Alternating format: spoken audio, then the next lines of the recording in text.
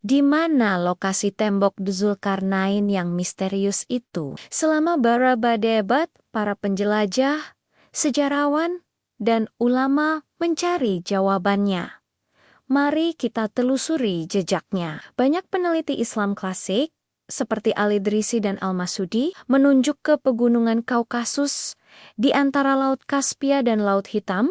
Di sana ada celah sempit bernama Gerbang Darial, yang dalam bahasa Persia kuno berarti gerbang besi. Reruntuhan tembok kuno memang ditemukan di kawasan ini, tapi tak satu pun yang terbukti terbuat dari campuran besi dan tembaga seperti yang dijelaskan dalam Al-Quran. Lalu bagaimana dengan tembok besar China? Sebagian orientalis abad ke-19 sempat mengira inilah dinding Yajuj dan Majuj. Tapi teori ini langsung terbantahkan. Tembok besar China dibangun ribuan tahun setelah masa Dzulkarnain, dan materialnya hanya batu serta tanah liat, bukan logam cair. Teori yang lebih modern mengarah ke pegunungan Ural di Rusia yang membentang memisahkan benua Eropa dan Asia.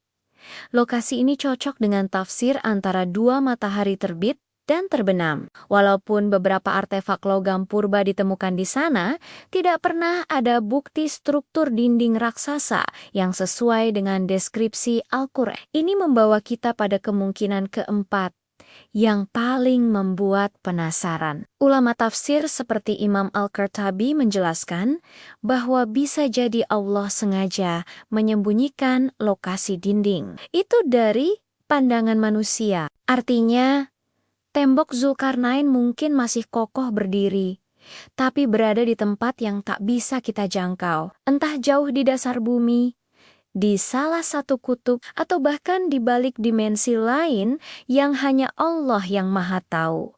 Namun, Al-Quran dan hadis memastikan satu hal, tembok itu akan hancur. Dalam hadis sahih, Rasulullah bersabda bahwa setiap hari Yajud dan Majud tanpa henti mencoba melubangi tembok itu. Hingga pada suatu hari, atas izin Allah, mereka akan berhasil keluar. Mereka akan menyebar dari setiap tempat yang tinggi, memenuhi bumi seperti gelombang lautan manusia. Nabi Isa dan kaum beriman akan berlindung di gunung sampai akhirnya Allah memusnahkan gerombolan Ya'juj dan Majuj dengan wabah yang mematikan. Mungkin kita tidak akan pernah tahu di mana persisnya dinding itu berada, tapi yang terpenting bukanlah lokasinya, melainkan pelajaran di baliknya. Sebuah pengingat bahwa sekokoh apapun benteng buatan manusia, ia akan hancur atas kehendaknya. Karena kekuatan manusia sangat terbatas dan hanya perlindungan Allah yang mampu menahan kehancuran hingga waktu yang telah ditentukan.